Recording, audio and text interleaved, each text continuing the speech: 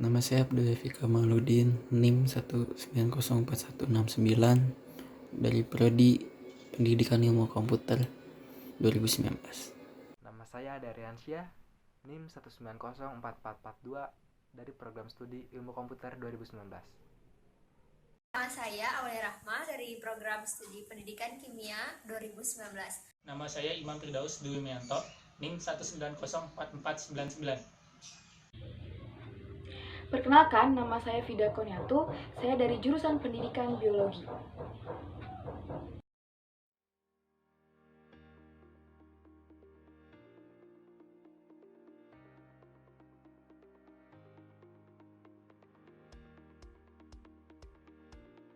Tahukah kamu bahwa kota Bandung adalah kota yang super macet?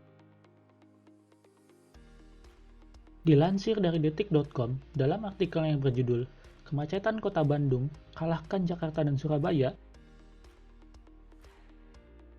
ADB baru saja merilis update of the Asian Development Outlook edisi September 2019. Dalam laporan itu, terungkap kota yang paling macet di antara 45 negara anggota ADB. Kota Bandung berada di posisi ke-14 dari 24 kota sampel dengan populasi lebih dari 5 juta penduduk. Kemacetan di Bandung ini lebih parah dibandingkan Jakarta yang berada di posisi ke-17 dan Surabaya di posisi ke-20. Kira-kira apakah penyebabnya? Kamu bisa tebak? Ya, betul. Dilansir dari republika.co.id dalam artikel yang berjudul Kendaraan Pribadi Biang Kerok Bandung Kota Termacet.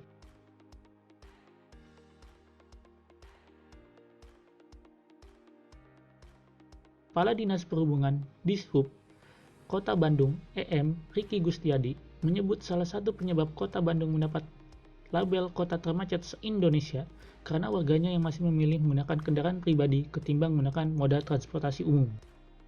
Jumlah pertumbuhan kendaraan pribadi cukup tinggi dibandingkan jumlah pertumbuhan pembangunan infrastruktur jalan. Artinya, jalan raya masih didominasi penggunaan kendaraan pribadi, kata Riki di Bandung Senin 7 Oktober. Saat ini, warga yang menggunakan kendaraan pribadi mencapai 80%, sedangkan warga yang menggunakan transportasi umum hanya 20%. Dengan demikian, kata beliau, wajar jika kemacetan kerap terjadi di wilayah kota Bandung. Nah, makanya jangan heran kalau Bandung menjadi kota yang macet. Akibat fenomena macet ini, timbullah kerugian yang cukup besar. Dilansir dari pikiranrakyat.com, kerugian akibat macet kota Bandung capai 4 triliun rupiah per tahun. 4 triliun guys, besar banget kan? Lalu gimana dong? Solusinya sih kelihatannya cukup sederhana. Pemerintah kota harus mengalihkan para pengguna kendaraan pribadi ke kendaraan umum.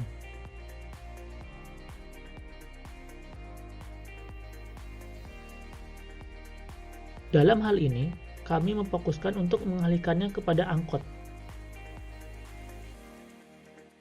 Hal ini karena angkot ini cukup kecil sehingga mobilitasnya cukup tinggi. Namun, di sisi lain, angkot cukup luas untuk menampung banyak penumpang. Lalu, bagaimana membuat orang-orang tersebut beralih menggunakan angkot? Pemerintah kota bisa melakukan modernisasi angkot dengan membuatnya menjadi terintegrasi. Di bawah naungan pemerintah kota, angkot dibuat memenuhi kriteria berikut. 1. Nyaman dan aman. 2. Jumlah armada yang tinggi. 3. Cashless dan terjangkau. 4. Terintegrasi dengan aplikasi. Dari sisi supir angkot, para supir angkot ini akan mendapatkan gaji sesuai dengan UMR, juga keberangkatan yang terjadwal. Dengan begitu, maka supir angkot tidak perlu lagi melakukan yang namanya ngetem, dan mereka tidak perlu khawatir dengan yang namanya kejar setoran. Di sisi pengguna, mereka dapat menikmati layanan angkot yang terintegrasi ini dengan cara mengunduh app yang telah disediakan. Maka mereka dapat mendapatkan informasi seputar lokasi halte terdekat, rute angkot yang tersedia, juga angkot yang terdekat. Dengan begitu, pengguna mendapatkan informasi lebih yang dibutuhkan untuk sampai ke tujuan.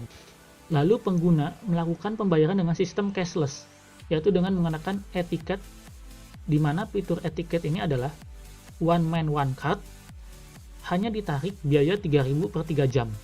Dengan ini, maka tarif angkot ini akan menjadi sangat terjangkau.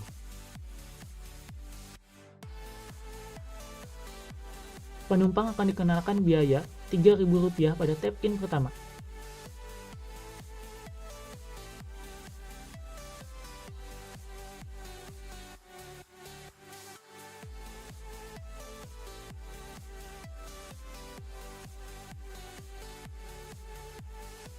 Pada tap-in selanjutnya, selama masih dalam jangka waktu 3 jam dari tap-in pertama, maka penumpang tidak dikenakan biaya apapun.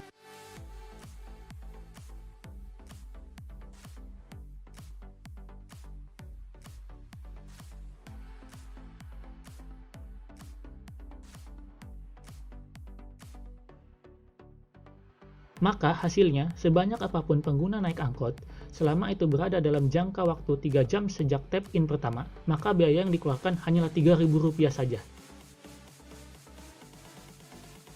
Nah, semoga modernisasi angkot ini bisa menarik perhatian para pengguna kendaraan pribadi untuk beralih. Sekian dari kami, terima kasih telah menyaksikan.